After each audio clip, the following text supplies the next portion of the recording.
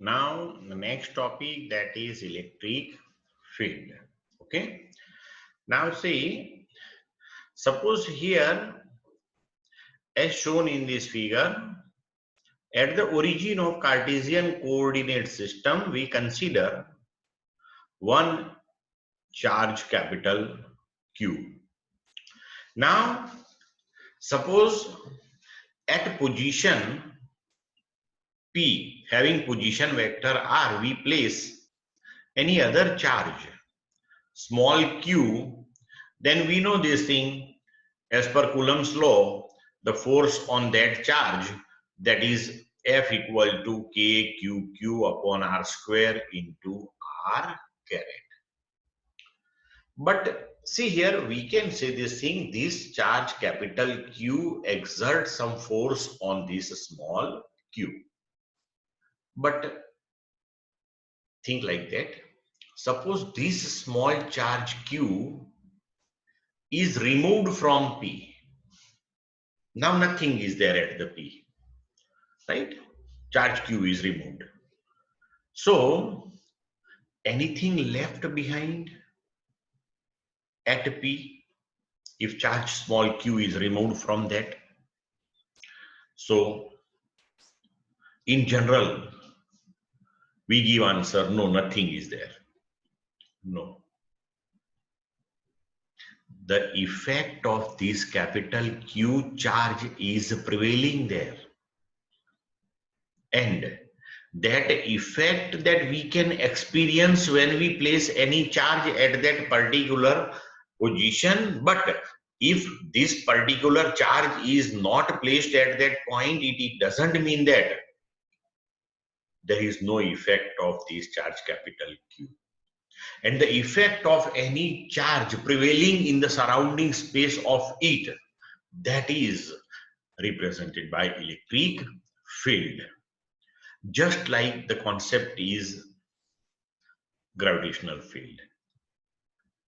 આપણે અર્થના ગ્રેવિટેશનલ ફિલ્ડની અંદર કોઈ ઓબ્જેક્ટ પકડી રાખ્યો પછી છોડી દઈએ તો એ ફોર્સ એક્સપિરિયન્સ કરે ને અર્થ ઉપર પડી જાય. પણ ધારો કે આ ઓબ્જેક્ટ આપણે અર્થના સરાઉન્ડિંગ સ્પેસમાં ના રાખ્યો હોય, તેનો મતલબ એવું કે અર્થનો ગ્રેવિટેશનલ ફોર્સ નથી લાગતો ક્યાંય? એ તો છે જ, એની ઇફેક્ટ તો પ્રિવેલિંગ છે જ, but the thing that is આપણે એક્સપિરિયન્સ કરવા માટે ત્યાં ઓબ્જેક્ટ મૂકીએ છીએ. So exactly like that the effect of this charge capital Q is prevailing in the surrounding of it. No doubt we can experience it when we place any other charge in the vicinity of it. So here this capital Q charge, that is called source charge, and this small q, that is called test charge. Now the effect of this capital Q charge prevailing in the surrounding space of it, that is independent of this test charge. કારણ કે એ તો exclusive capital Q ની જ property છે. Okay, so suppose here in this particular equation, F equal to KQQ upon R square R caret, we take this small q on left hand side.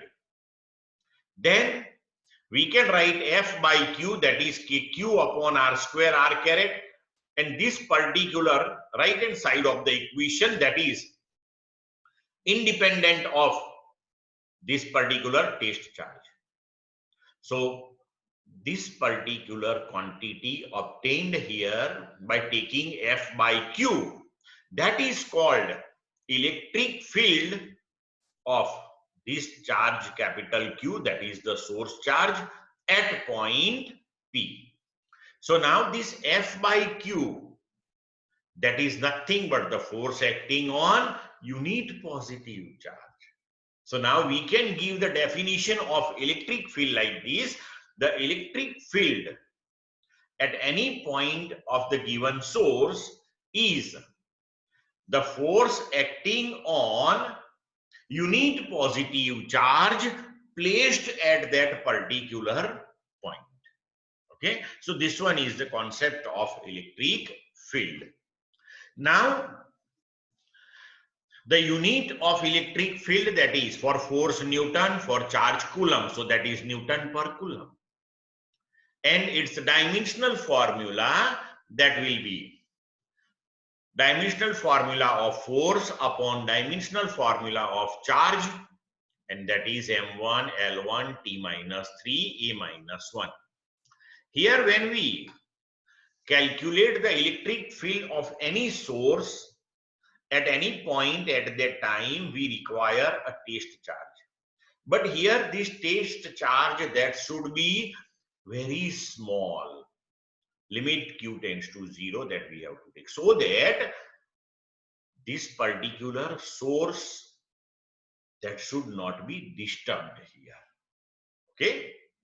Now, the direction of the electric field at any point, that will be in the direction of the force acting on unit positive charge placed at that particular point. Okay. It implies that suppose we take the source charge, that is positive charge. So in the surrounding of it anywhere, if we place the unit positive charge, then the force will be repulsive force. It implies that the electric field of positive charge, that will be radially outward. Now, if we take the source charge, that is negative, then in the surrounding of it anywhere, if we place unit positive charge, then it will attract. So we can say the electric field of negative charge, that is towards the charge, that is towards the charge. This one is the concept of electric field. Now, why this electric field is very important? Because once we find out the electric field at any point, then whose electric field is this one? Which type of charge distribution is there in the source? No need to think about all these things. Just at any point, suppose here P, we calculate the electric field. Then after, if you want to calculate the force acting on any damped charge placed here, so see, from this equation we can say force, that is Q into E. So here if you place charge Q1, then Q1 into E force. If you place charge Q2, simple, Q2 into E force. If you charge Q3, Q3 into E, the force. So we can say, in other words, electric field at any point, that is the representative of that charged system, or we can say source system. Clear to all of you? Now, electric field due to a system of charges. Suppose we have a system of charges, and due to this entire system, what is the electric field at any point that we want to find? Then again here, after all, electric field, that is nothing but the force acting on unit positive charge. So here also we can use the superposition principle. It implies that here suppose we have a discrete distribution of charges, and due to that we want to find the electric field at any point, then we have to find the electric field at that point due to each and every charge. And then simple, take the vector summation of all those. See, suppose as shown in this figure, we have discrete distribution of three charges, means we have a system of three charges.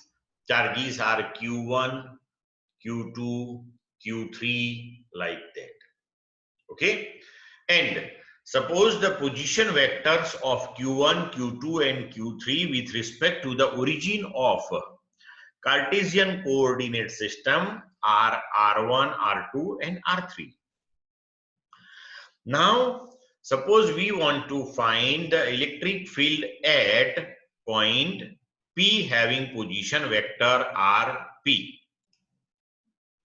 Now, first of all, we have to take electric field at point P due to Q1, then due to Q2, then due to Q3.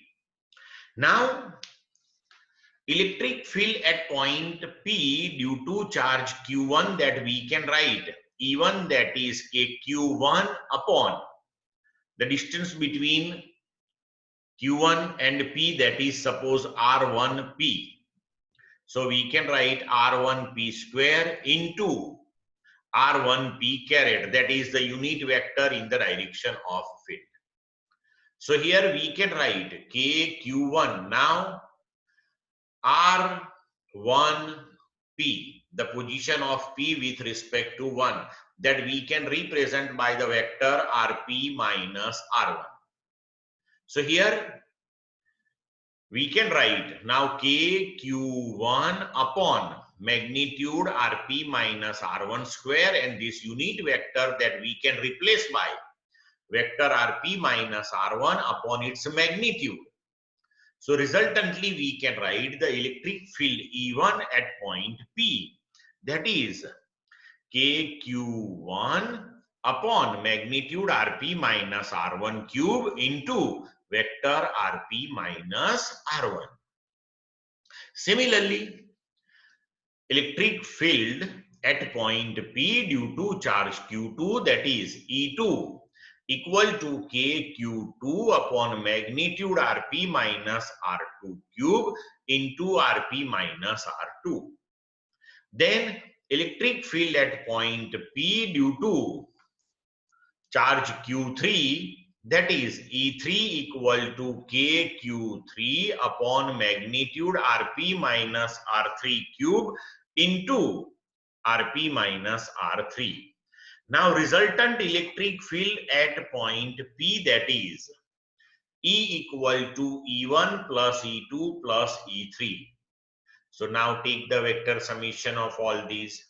So E at the position Rp, that is summation of all these three. Clear? So now resultantly we can write K, that is sigma I equal to 1 to 3 Qi upon magnitude Rp minus Ri cube into Rp minus Ri. Now for a system of n charges, we can write electric field at point P having position vector Rp, that is K, sigma I equal to 1 to n Qi upon magnitude Rp minus Ri cube into vector Rp minus Ri. Now, the physical significance. Now see here, physical significance of electric field. See, one thing we already discussed, electric field, that is the representative of entire system.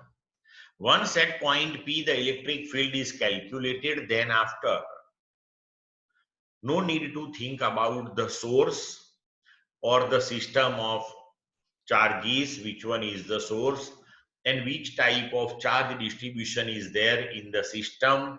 No need to think about it. Simply once at any point field is calculated for the given source. Then after that field is the representative of that source, right? And at that point, now if we place any charge Q, then we can write Q into E, that is the force acting on it.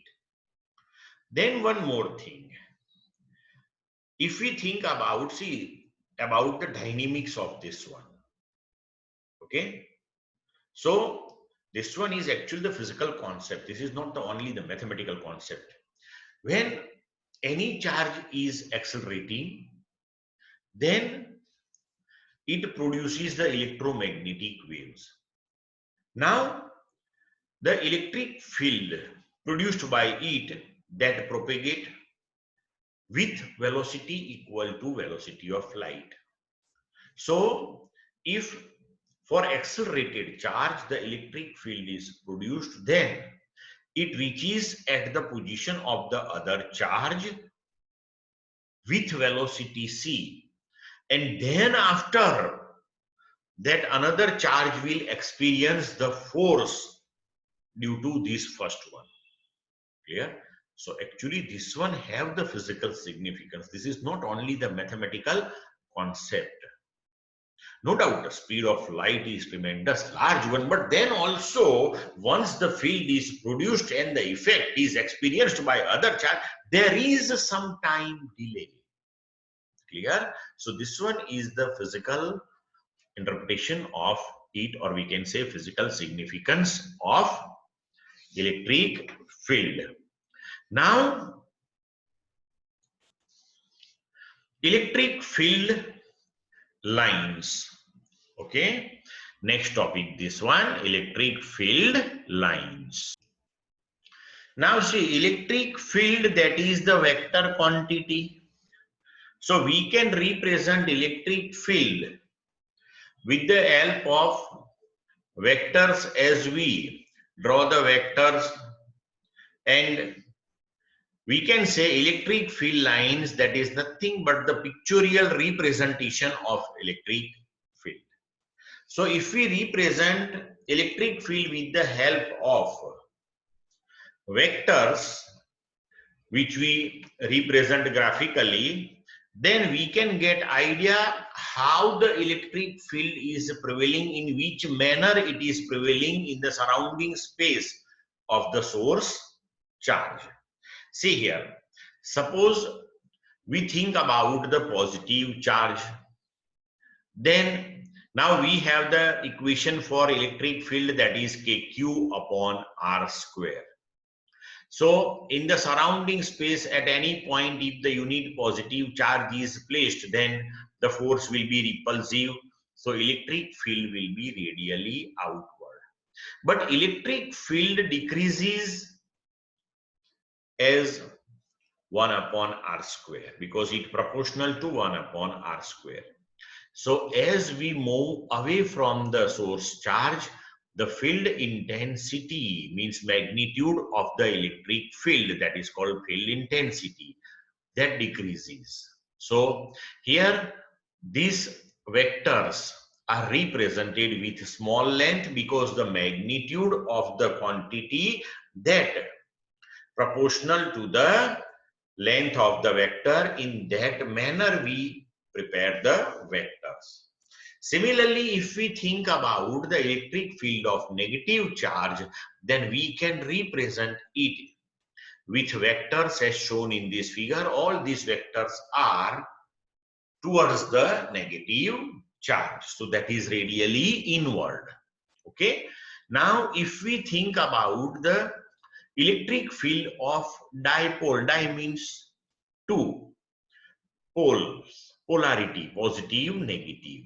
Okay, then the electric field line will come out from the positive charge and will enter to the negative charge. In that way, the electric field that prevails.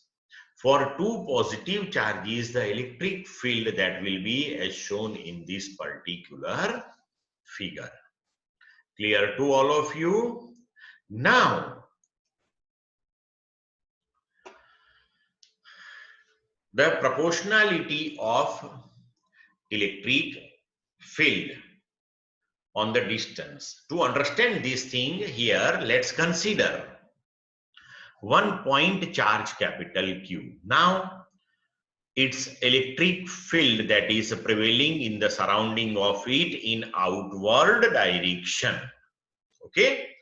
Now, suppose we consider 2 points P1 and P2 in the electric field, and at the position of P1, here we consider a small surface delta S1, and at point P2 we consider another surface delta S2.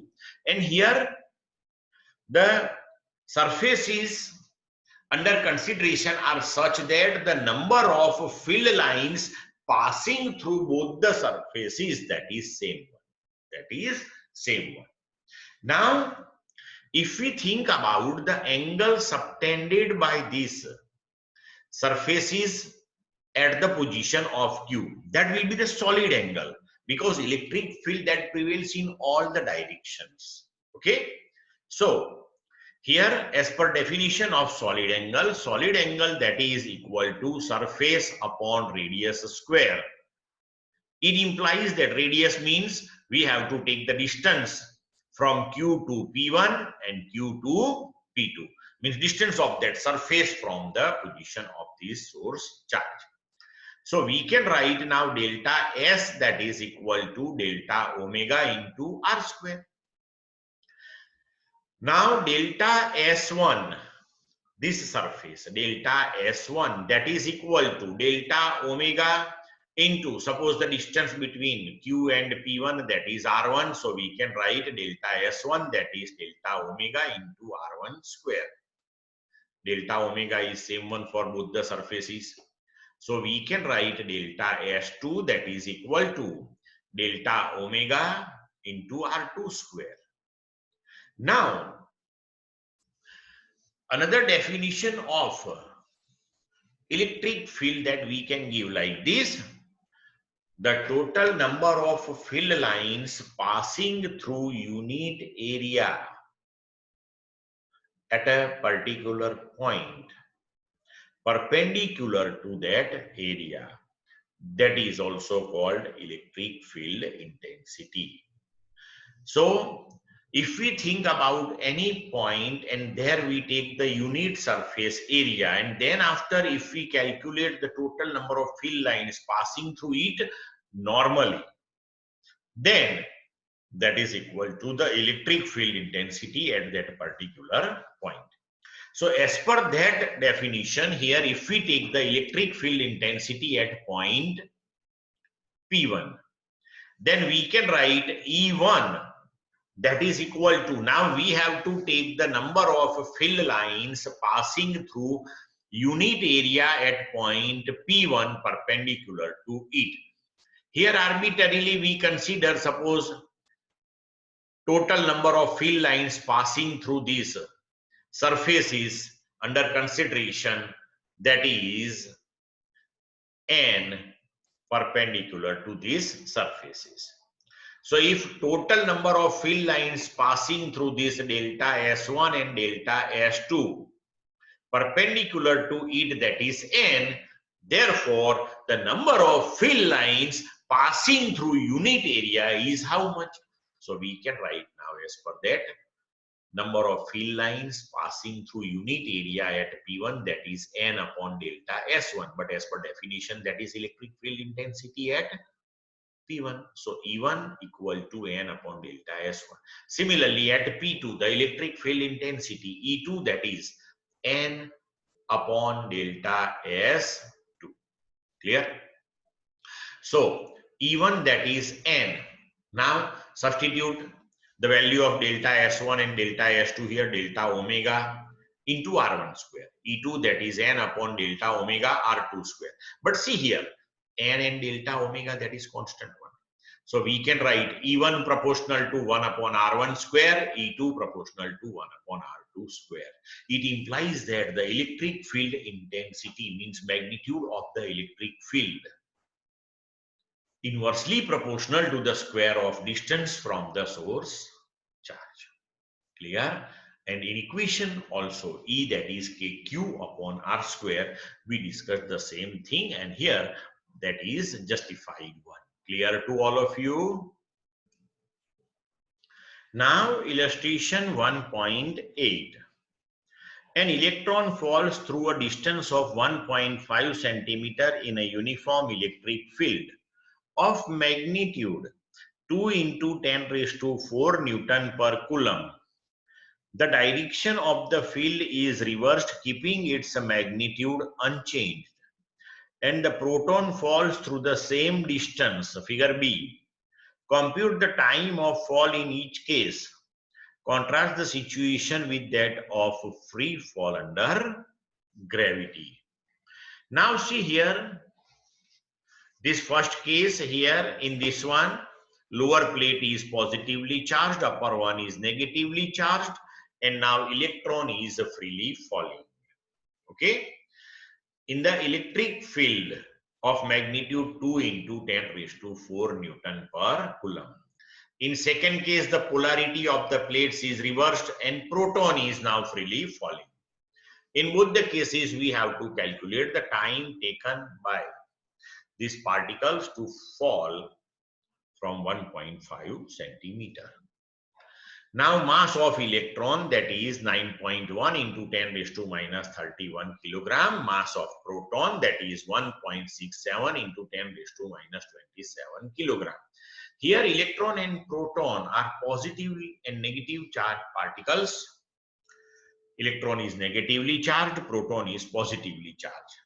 Now in electric field that is always from positive to negative. So here electron will experience the force in the opposite direction of electric field, and proton, the positively charged particle, will experience the force in the direction of electric field, and under the effect of force the motion will be accelerated one. So here force on charge E in electric field E, that is EE. Now acceleration, that is F by M. F, that is EE upon M. Now see here, acceleration is constant one. So we can use the equation of motion with constant acceleration to calculate the time taken by it to cover the distance equal to d. So use the equation d equal to v0t plus half at square. Are free falling, released in it, means initial velocity is 0. So we can write h, that is equal to v0, that is 0, half acceleration, that is ee by m into t square. So we want to calculate time. So make t square as a subject, 2hm upon ee. So time t, that is equal to under root 2hm upon ee. Now here 2, h, e and capital E, all are constants.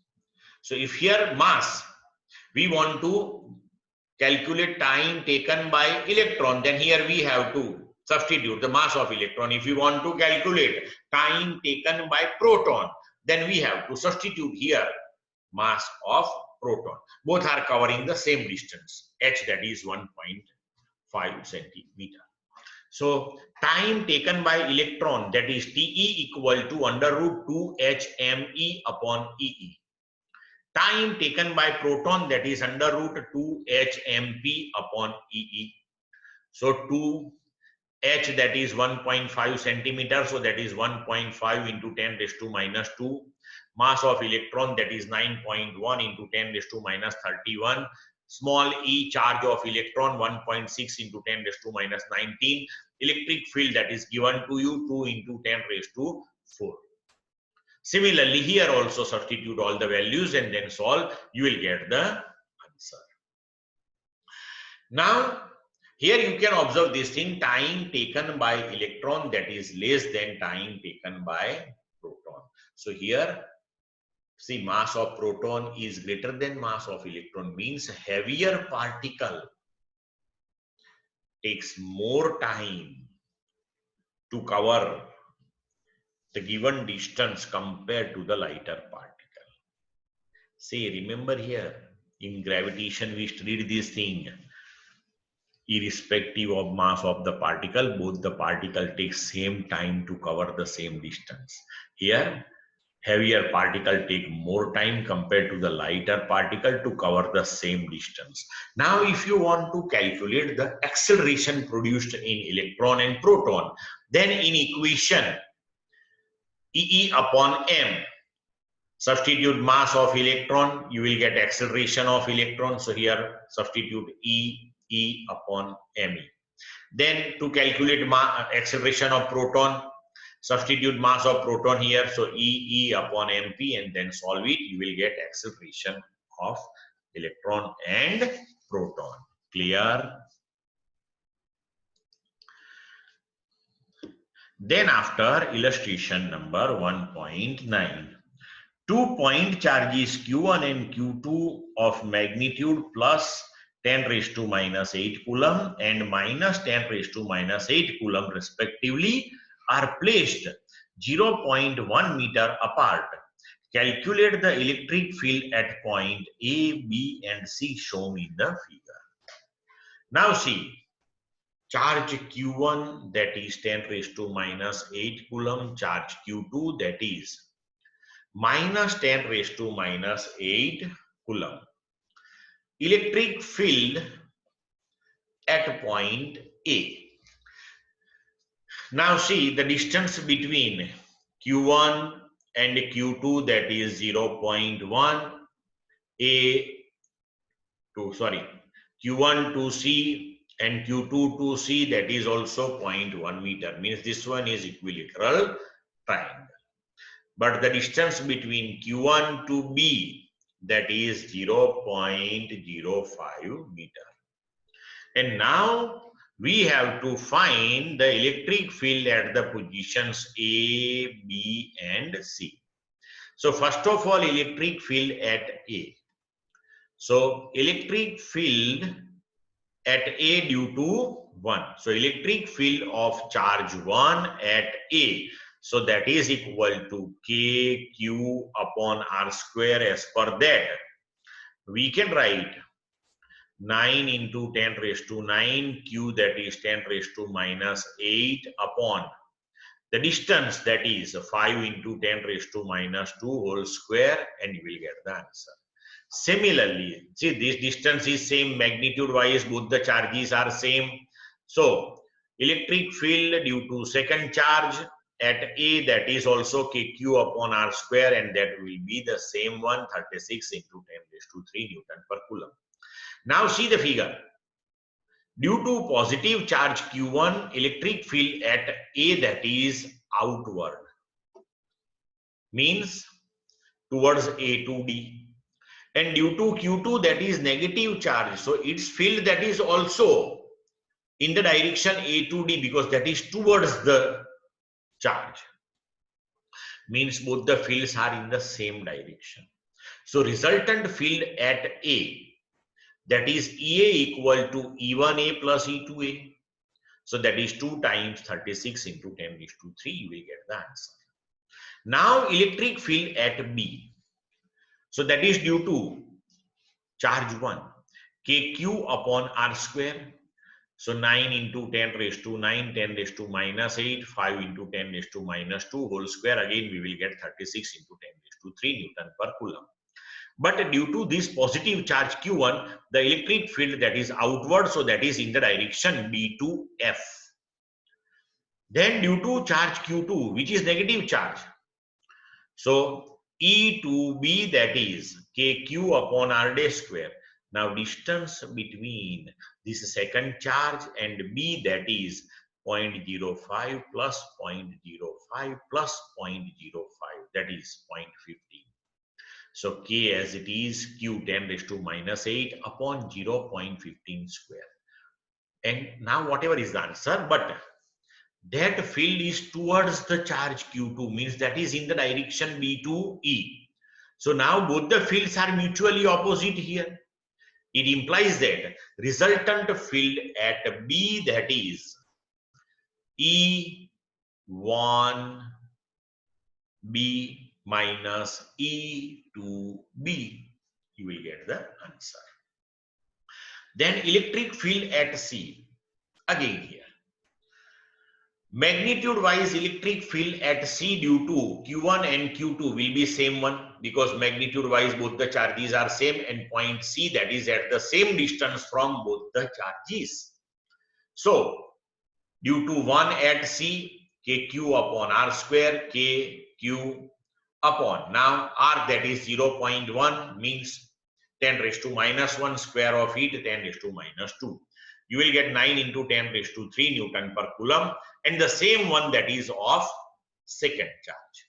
But electric field at C due to first one that is radially outward and due to second one that is towards the charge. So here the angle between these two electric fields at C, that is 120 degree. Because this is equilateral triangle, so this inner angle is 60, so this outer one, that is 120. So resultant electric field at C, that is under root E1 C square plus E2 C square plus 2 E1C E2C cos 120. So E1C and E2C same one. So resultant of this one will be E1C, and that is 9 into 10 raised to 3. And the direction that will be in between these two fields, so that is in the direction on right hand side parallel to AD. Clear to all of you?